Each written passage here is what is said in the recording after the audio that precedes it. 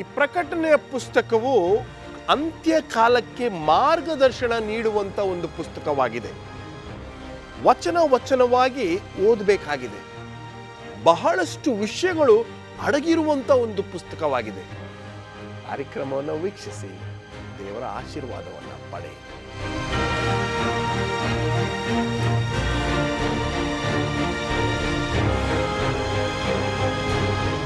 ಪ್ರಕಟಣೆ ಪುಸ್ತಕವನ್ನು ನಾವು ಓದುವಾಗ ಧನ್ಯನು ಎಂಬತಕ್ಕಂಥ ಅಂಶವನ್ನು ನಾವು ಆ ಒಂದು ಪುಸ್ತಕದಲ್ಲಿ ನೋಡ್ತೀವಿ.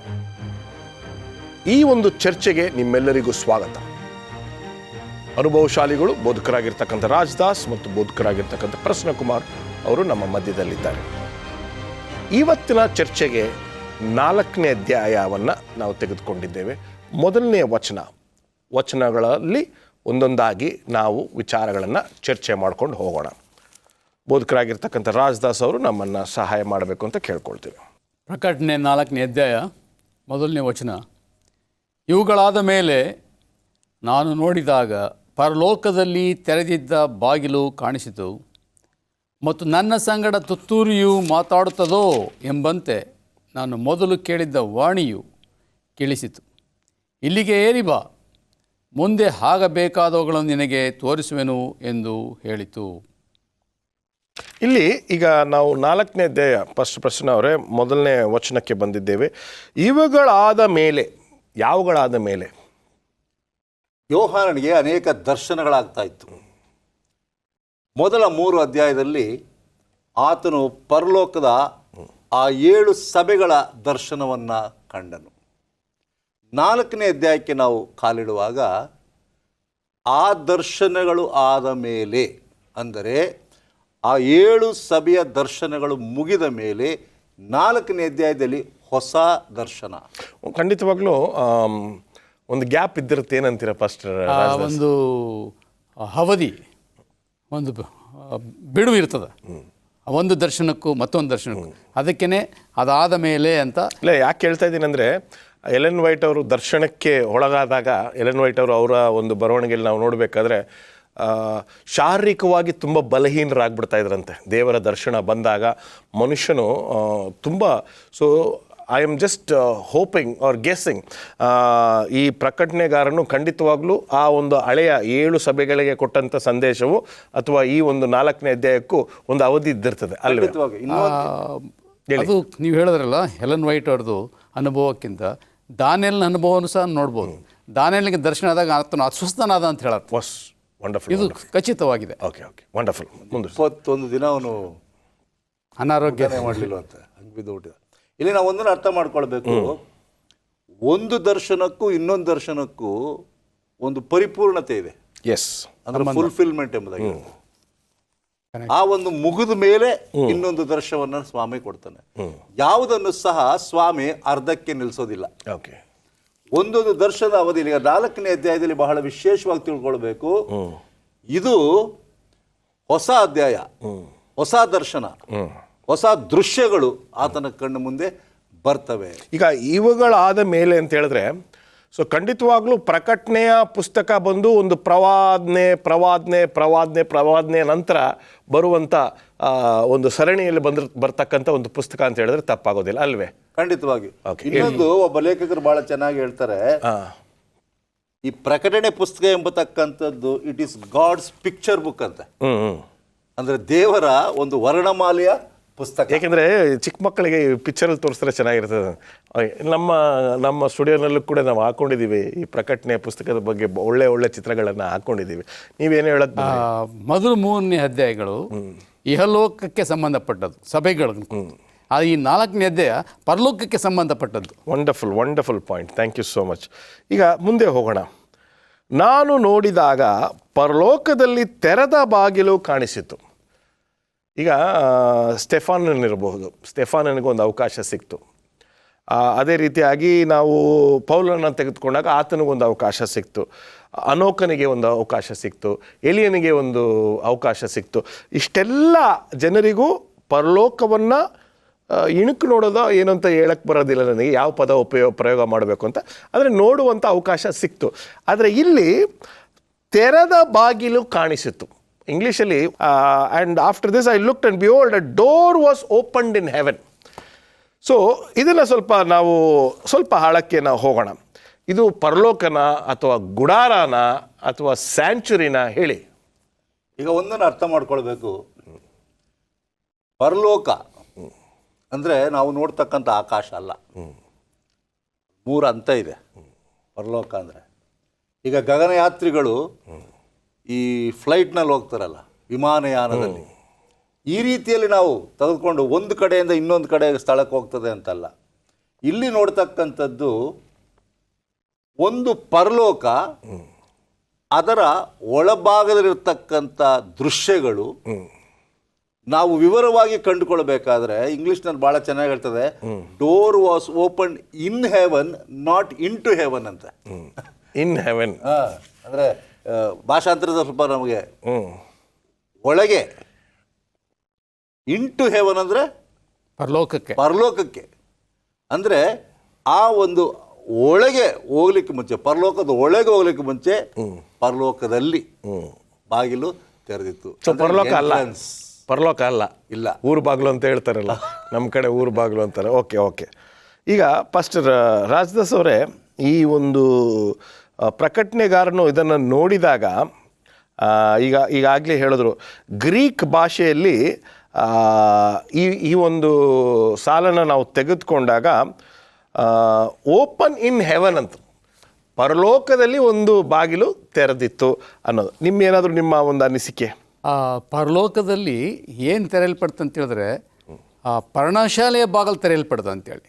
ಯಾಕಂದರೆ ಸ್ವಾಮಿ ಇಹಲೋಕದಲ್ಲಿ 33 ವರ್ಷಗಳ ಕಾಲ ಜೀವಿಸಿ ಮಾನವರ ಪಾಪಕ್ಕಾಗಿ ತನ್ನ ಪ್ರಾಣವನ್ನು ಕೊಟ್ಟು 3ನೇ ದಿನ ಮೃತ್ಯುಂಜಯನ ಎದ್ದ ಮೇಲೆ ಮಗ್ದಳ ಮರಿಯಳು ಆತನನ್ನು ಹಾರೈಸ್ಲಿಕ್ಕೆ ಹೋದಾಗ, ನನ್ನ ಮುಟ್ಬೇಡ, ನಾನು ಎಲ್ಲೂ ಹೋಗಿಲ್ಲ, ನನ್ನ ತಂದೆ ಬೆಳಗ್ಗೆ ಹೇರಿ ಹೋಗಿಲ್ಲ ಅಂತ ಹೇಳ್ತು. ಸೊ ಪರಲೋಕಕ್ಕೆ ಹೇರಿ ಹೋದದ್ದೇನೆಂದರೆ ಯಾಜಕನ ಸೇವೆ ಮಾಡಬೇಕಾಗಿತ್ತು. ಯಾಜಕ ಹೇಗೆ ಬಲಿಯನ್ನು ಕೊಟ್ಟು ರಕ್ತವನ್ನು ತೆಗೆದುಕೊಂಡು ಹೋಗಿ ಪ್ರೋಕ್ಷಿಸ್ತಾ ಇದ್ದ, ಹಾಗೆ ತನ್ನ ಸ್ವಂತ ಪರಿಶುದ್ಧ ರಕ್ತವನ್ನು ತೆಗೆದುಕೊಂಡು ಹೋಗಿ ತಂದೆ ಮುಂದೆ ಏನು ಮಾಡಬೇಕಾಗಿತ್ತು, ಕಾಣಿಸ್ಕೊಳ್ಬೇಕಾಗಿತ್ತು. ಆ ಕಾರ್ಯವನ್ನು ಕುರಿತು ಈಗ ನಾವು ಅದನ್ನು ಓದ್ತಾ ಇದ್ದೇವೆ. ಸೊ ಇದೊಂದು ಮಾತ್ರವಲ್ಲ, 31 ಕ್ರಿಸ್ತ ಪೂರ್ವದಲ್ಲೂ ಕೂಡ ನಾವು ನೋಡ್ತೀವಿ, ಕ್ರಿಸ್ತ ಶಕದಲ್ಲಿ ನಾವು ನೋಡ್ತೀವಿ ಪರಲೋಕದ ಬಾಗಿಲು ತೆರೆದಿತ್ತು ಅಂತ. ಅದು ಯಾವುದಕ್ಕೆ ಅನ್ನೋದನ್ನ ನಾವು ಮುಂದಿನ ಭಾಗದಲ್ಲಿ ಚರ್ಚೆ ಮಾಡೋಣ. ಒಂದು ಸಣ್ಣ ವಿರಾಮಕ್ಕೆ ಸಮಯವಾಗಿದೆ. ಒಂದು ಸಣ್ಣ ವಿರಾಮದ ನಂತರ ಈ ಬಾಗಿಲು ಯಾವ ಕಾರಣದಿಂದ ತೆರೆಯಿತು ಎಂಬತಕ್ಕಂಥ ವಿಷಯವನ್ನು ನಾವು ಚರ್ಚೆ ಮಾಡಲಿಕ್ಕೆ ಹೋಗೋಣ.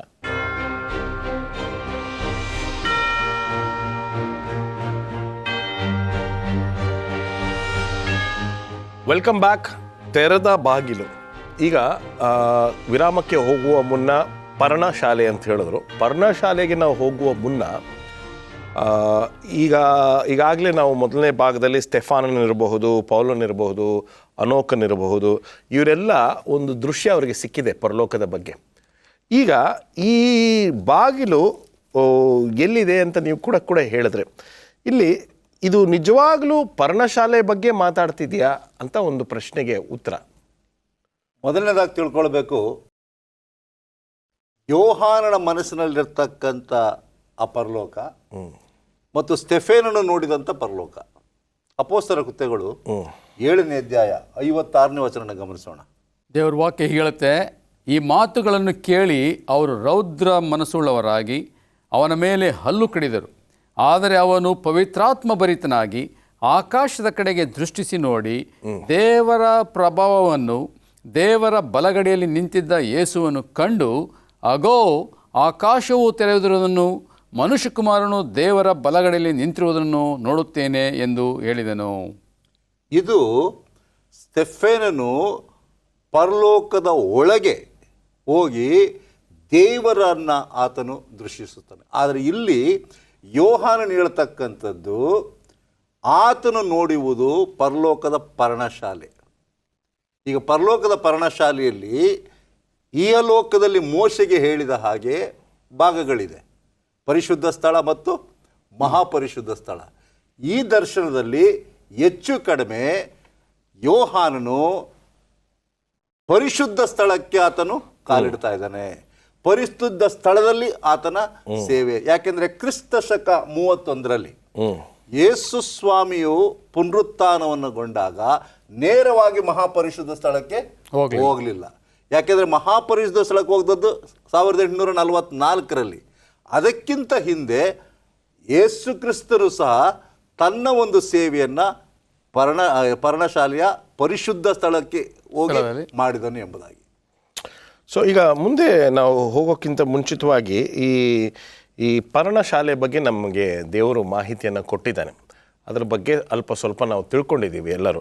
ಆದರೆ ಇಲ್ಲಿ ನಾವು ಮುಂದೆ ಹೋಗುವುದಾದರೆ ದಯವಿಟ್ಟು ಪಾಸ್ಟರ್ ರಾಜದಾಸ್ ಓದಿ ಬಾಗಿಲು ಕಾಣಿಸಿತ್ತು ಎಂಬತಕ್ಕಂಥ ವಿಷಯದಿಂದ ಮುಂದೆ ಹೋಗೋಣ.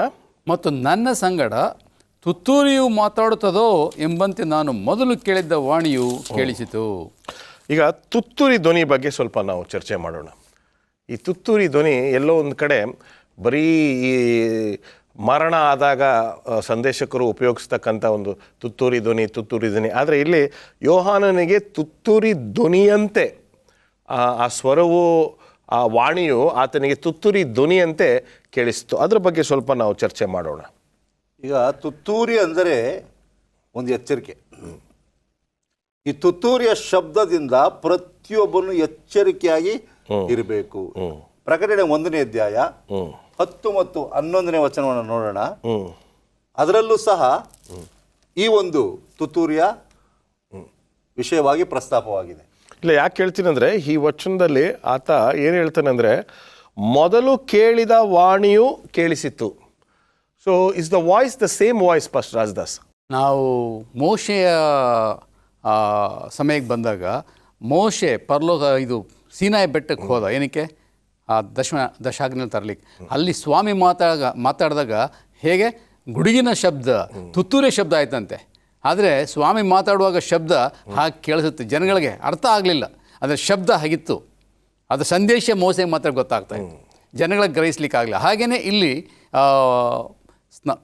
ಪ್ರಕಟಣೆಗಾಂಧ ಯೋಹಾನನಿಗೆ ಆ ದೇವರ ಶಬ್ದ ತುತ್ತೂರಿ ಶಬ್ದ ಹಾಗಾಗಿದೆ, ಆದರೆ ಅರ್ಥ ಇದೆ. ಅರ್ಥವನ್ನು ಮುಂದೆ ಆತನ ವಿವರಿಸ್ತಾನೆ. ಸೊ ತುತ್ತೂರಿ ಧ್ವನಿ, ದೇವರ ಧ್ವನಿ ಅಥವಾ ಯೇಸು ಸ್ವಾಮಿಯ ಧ್ವನಿ ತುಂಬ ಒಂದು ಗಾಢವಾಗಿರುತ್ತೆ ಅಂತ ಹೇಳಿದ್ರೆ ತಪ್ಪಾಗೋದಿಲ್ಲ ವಾಪಸ್ ಪ್ರಶ್ನೆ. ಈಗ ಈ ಸ್ವರ, ತುತ್ತೂರಿಯ ಸ್ವರ ಪ್ರಕಟಣೆ 1ನೇ ಅಧ್ಯಾಯ 10ನೇ ವಚನದಲ್ಲಿ ನೋಡುವಾಗ ಹೇಳ್ತದೆ, ನಾನು ದೇವರಾತ್ಮ ಪರವಶನಾಗಿ ನನ್ನ ಹಿಂದೆ ತುತ್ತೂರಿಯ ಶಬ್ದದಂತಿರುವ ಮಹಾಶಬ್ದವನ್ನು ಕೇಳಿದೆನು. ಯೋಹಾನ ಹೇಳ್ತಕ್ಕಂಥದ್ದು, I was in the spirit. ದೇವರ ಪರವಶನಾಗಿದೆ. ಅಲ್ಲೂ ಸಹ ಅದೇ ಸ್ವರ, ಈತನು ಕೇಳುವುದು ಅದೇ ಸ್ವರ, ಮೋಶೆ ಆ ಪೊದೆಯಲ್ಲಿ ಕೇಳಿದ್ದು ಅದೇ ಸ್ವರ. ಅದಕ್ಕೆ ವ್ಯತ್ಯಾಸ ಇಲ್ಲ. ಅದು ಕೆಲವು ಸಾರಿ ಬೋಧಕರೇ ಹೇಳಿದ ಹಾಗೆ ತುತ್ತೂರಿಯ ಹಾಗೆ ಬರ್ತದೆ, ಕೆಲವು ಸಾರಿ ಗುಡುಗಿನ ಹಾಗೆ. ಮೋಡದ ಮಧ್ಯದಲ್ಲಿ ಈ ಶಬ್ದಗಳನ್ನು ಕೇಳುವಾಗ ದೇವರು ಮಾತನಾಡುತ್ತಿದ್ದಾನೆ ಎಂಬುದನ್ನು ಅರ್ಥ ಮಾಡಿಕೊಳ್ಳಬೇಕು. ಯೇಸು ಕ್ರಿಸ್ತನ ಸ್ವರವೇ ಇದು ಆ ತುತ್ತೂರಿಯ ಶಬ್ದ. ಯಾಕೆಂದ್ರೆ ಮೊದಲನೇ ಸ್ವರ ಯಾವುದಿದೆ, ಕೊನೆಯ ತನಕ ಅದೇ ಸ್ವರ ಇರ್ತದೆ, ಬದಲಾಗೋದಿಲ್ಲ. ಸ್ವಾಮಿ ತನ್ನ ಸ್ವರವನ್ನ, ತನ್ನ ವಾಕ್ಯವನ್ನ ಯಾವುದೇ ಕಾರಣಕ್ಕೂ ಬದಲಾವಣೆ ಮಾಡೋದಿಲ್ಲ. ಈ ಒಂದು ಸ್ವರಕ್ಕೆ ನಾವು ಇನ್ನೂ ಸ್ವಲ್ಪ ಆಳವಾಗಿ ಹೋಗಬೇಕಾದ್ರೆ, ಮೋಶೆಯು ದೇವರ ಜೊತೆ ಮಾತನಾಡುವಾಗ ನಿನ್ನ ಪಾದರಕ್ಷೆಗಳನ್ನು ತೆಗೆದಿಟ್ಟು ಮುಂದೆ ಬಾ, ಇದು ಪರಿಶುದ್ಧವಾಗಿರ್ತಕ್ಕಂಥ ಸ್ಥಳ ಅಂತ ನೋಡಿ. ಇಲ್ಲಿ ಎಷ್ಟೋ ಲೇಖಕರುಗಳು, ಎಷ್ಟೋ ಬೋಧಕರುಗಳು ಹೇಳ್ತಾರೆ, ದೇವರ ಧ್ವನಿಯನ್ನು ಅಥವಾ ದೇವರ ಸ್ವರವನ್ನು ಕೇಳಬೇಕಾದ್ರೆ ಅದು ಹೇಗೆ ಇರಲಿ, ತುತ್ತೂರಿ ಧ್ವನಿಯು, ಗುಡುಗು, ಮಿಂಚು, ಅದು ಒಂದು ಕಡೆ ಇರಲಿ, ಆದರೆ ಪರಿಶುದ್ಧನಾಗಿರಬೇಕು ನೀನು. ದೇವರ ಸ್ವರ, ಈಗ ಎಷ್ಟೋ ಜನ ಇದನ್ನು ತುಂಬ ಅಗ್ರವಾಗಿ God spoke to me today, God told me this ಅಂತ ಹೇಳ್ತಾರೆ. ಆದರೆ ಎಲ್ಲೋ ಒಂದು ಕಡೆ only a spiritual I can guess upon the things of God ಅಂತ, ಒಂದು ಆತ್ಮಿಕವಾಗಿರ್ತಕ್ಕಂಥ ದೃಷ್ಟಿ ಇದ್ದಂಥ ಪಕ್ಷದಲ್ಲಿ ಮಾತ್ರ ದೇವರ ದರ್ಶನವನ್ನು ನೋಡ್ಬೋದು. ದೇವರ ಶಬ್ದವನ್ನು ಕೇಳಬೇಕಾದ್ರೂ ನಾವು ಯಾವ ರೀತಿ ಇರಬೇಕು ಪಾಸ್ಟರ್ ರಾಜದಾಸ್?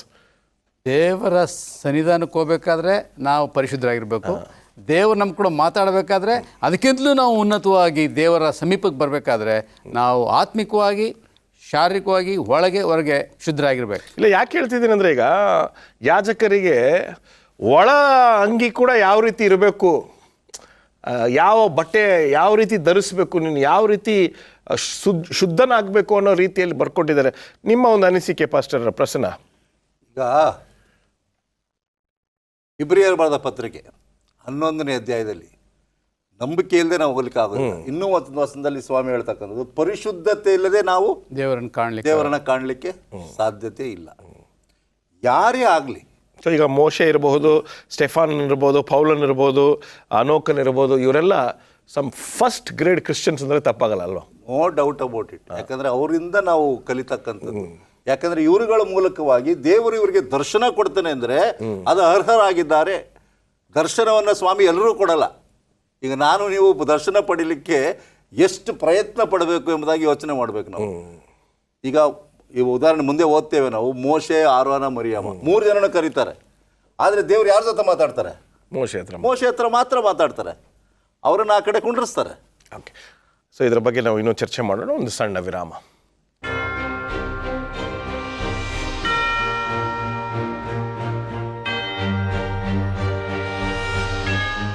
ಮರಳಿ ಸ್ವಾಗತ.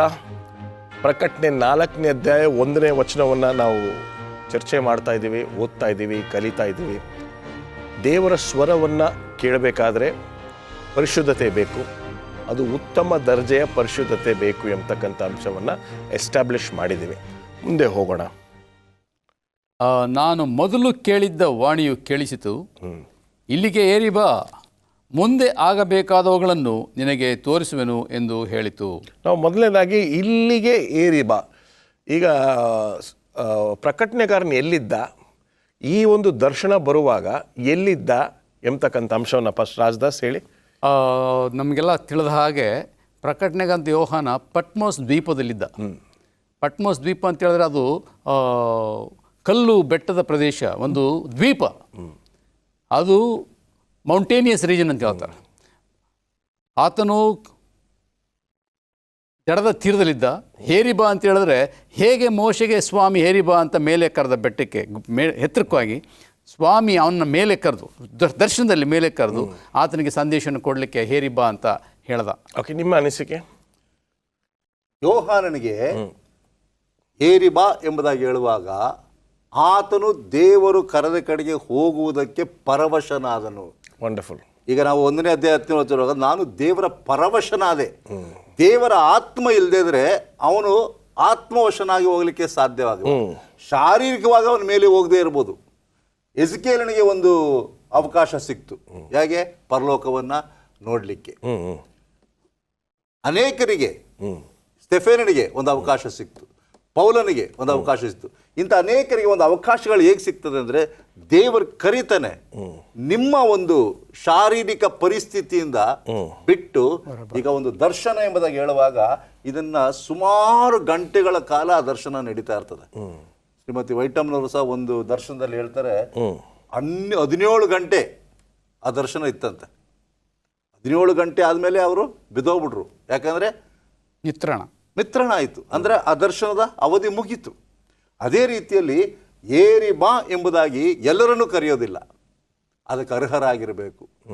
ಯೋಹಾನನಿಗೆ ದರ್ಶನ ಕೊಟ್ಟಾಗ ಸ್ವಾಮಿ ಆತನನ್ನು ಆರಿಸಿಕೊಂಡು ಪರಲೋಕದ ಒಂದು ಬಾಗಿಲನ್ನ ಆತನು ಎದುರು ನೋಡಿ ಆ ಪರಿಶುದ್ಧ ಸ್ಥಳದಲ್ಲಿ ಏನೇನಿತ್ತು, ಏನು ನಡೀತಾ ಇತ್ತು ಎಂಬುದನ್ನು ನೋಡುವ ಅವಕಾಶ ಈ ಒಂದು ದರ್ಶನದಲ್ಲಿ ಯೋಹಾನನಿಗೆ ಸಿಕ್ತು.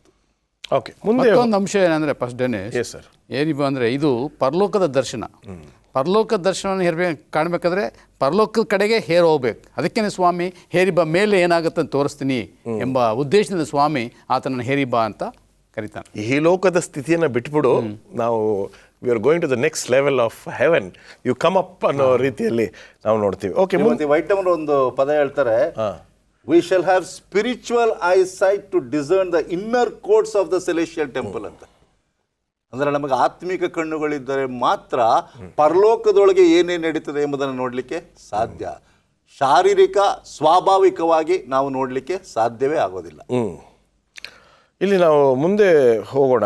ಇಲ್ಲಿ ನಾವು ನೋಡುವಾಗ ಇಲ್ಲಿಗೆ ಏರಿ ಬಾ ಮುಗೀತು, ಮುಂದೆ ಆಗಬೇಕಾಗುವುಗಳನ್ನು ನಿನಗೆ ನಾನು ತೋರಿಸುತ್ತೇನೆ. ಈಗ ಪ್ರಕಟಣೆ ಪುಸ್ತಕ ಇಂಗ್ಲೀಷಲ್ಲಿ ರೆಬಲೇಷನ್ ಅಂತ, ರೂಟ್ ವರ್ಡ್ ಬಂದು ರಿವೀಲ್, ಪ್ರಕಟಿಸುವುದು. ಈಗ ಎಲ್ಲೋ ಒಂದು ಕಡೆ ಇದು ಪ್ರಕಟಣೆ ಪುಸ್ತಕವಾಗಿದ್ದರೂ ಸ್ವಲ್ಪ ಕಷ್ಟ ಅಲ್ಲ ಅರ್ಥ ಮಾಡ್ಕೊಳ್ಳೋದು. ಮುಂದೆ ಆಗಲಿಕ್ಕಿರತಕ್ಕಂಥದ್ದನ್ನು ನಿನಗೆ ತೋರಿಸ್ತೀನಿ ಅಂತ, ನಿನಗೆ ತೋರಿಸ್ತೀನಿ ಅಂತ ಹೇಳಿದ್ಮೇಲೆ ಯೋಹಾನನು ಸ್ವಲ್ಪ ಡೀಟೇಲಾಗಿ ಕ್ಲೀನಾಗಿ ನಮ್ಮೆಲ್ರಿಗೂ ಅರ್ಥ ಆಗೋ ಥರ ಬರೀಬೇಕಾಗಿತ್ತು. ನನ್ನ ಒಂದು personal opinion, I hope I am wrong also. ಈಗ ನೋಡಿ, ನಾವು 1, 2, 3, 4, 5 ಪುಸ್ತಕಗಳನ್ನು ಇಟ್ಕೊಂಡಿದ್ದೀವಿ. ನಿನಗೆ ನಾನು ತೋರಿಸ್ತೀನಿ ಮುಂದೆ ಏನಾಗಬೇಕು ಅಂತ ಹೇಳಾಯಿತು. ಯಾಕೆ why was John not more clear? ಪ್ರಕಟಣೆ ಪುಸ್ತಕವೇ ಒಂದು ಚಿಹ್ನೆಗಳಿಂದ ತುಂಬಿದೆ. ಈ ಒಂದು ಚಿಹ್ನೆಗಳನ್ನ ಬಿಡಿಸಿ ಹೇಳಬೇಕು.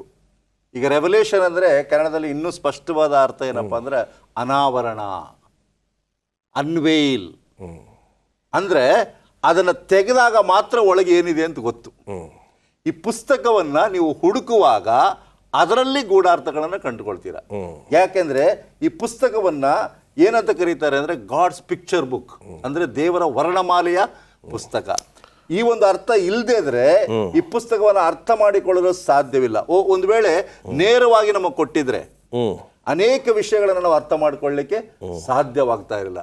ಬನ್ನಿ, ಅದಕ್ಕೆ ನೀವು ಏರಿ ಬಾ, ನಿನಗೆ ಆಗಬೇಕಾದವುಗಳನ್ನ ಅಂದ್ರೆ ಮುಂದೆ ಏನ್ ನಡಿಬೇಕು ಅದನ್ನ ನಿನಗೆ ತೋರಿಸ್ಲಿಕ್ಕೆ ನಿನ್ನನ್ನು ಕರ್ಕೊಂಡು ಹೋಗ್ತಾ ಇದ್ದೇನೆ. ಯಾಕೆ ಹೇಳ್ತೀನಿ ಅಂದ್ರೆ, ಈಗ 404 ವಚನಗಳಿವೆ ಅಂತೆ ಪ್ರಕಟಣೆ ಪುಸ್ತಕದಲ್ಲಿ.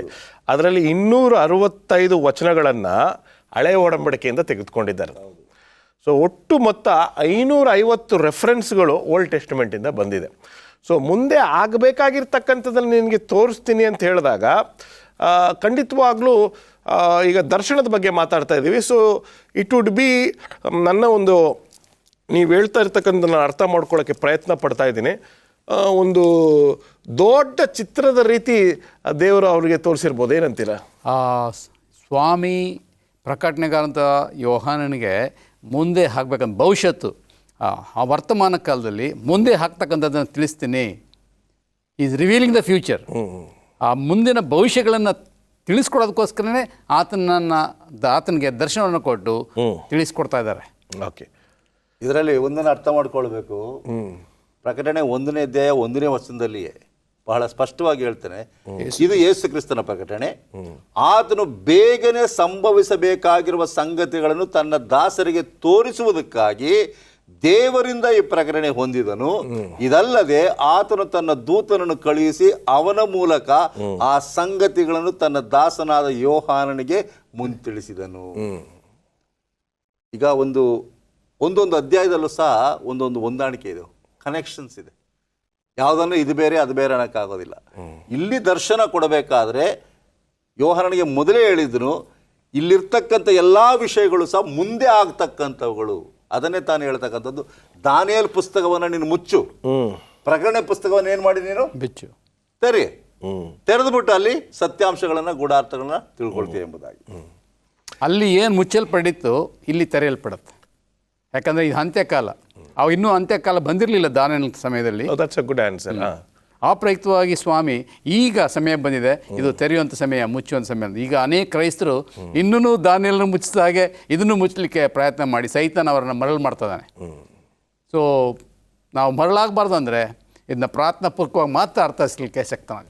ಖಂಡಿತವಾಗ್ಲೂ ದೇವರು ನಮ್ಮೆಲ್ಲರನ್ನು ಆಶೀರ್ವದಿಸಲಿ. ಪ್ರಕಟಣೆ ಪುಸ್ತಕ ಹೇಳಿರೋ ಪ್ರಕಾರ ನಾವು ಧನ್ಯರು. ಇದನ್ನು ಕಾರ್ಯಕ್ರಮವನ್ನು ನೋಡ್ತಾ ಇರ್ತಕ್ಕಂಥವ್ರು ನೀವು ಧನ್ಯರಾಗಿದ್ದೀರಿ ಅಂತ ನಾನು ನಂಬ್ತೇನೆ. ದೇವರು ನಿಮ್ಮಿಬ್ಬರನ್ನು ಆಶೀರ್ವದಿಸಲಿ. ದೇವರು ನಿಮ್ಮನ್ನು ಕೂಡ ಆಶೀರ್ವದಿಸಲಿ. ಆತ್ಮೀಕವಾಗಿ ಪ್ರಕಟಣೆಯ ಪುಸ್ತಕದ ವಾಕ್ಯದ ಪ್ರಕಾರ ನೀವೆಲ್ಲರೂ ಆಶೀರ್ವಾದವನ್ನು ಹೊಂದಲಿ ಎಂಬತಕ್ಕಂಥದ್ದು ನಮ್ಮ ಒಂದು ಪ್ರಾರ್ಥನೆ ಆಗಿದೆ.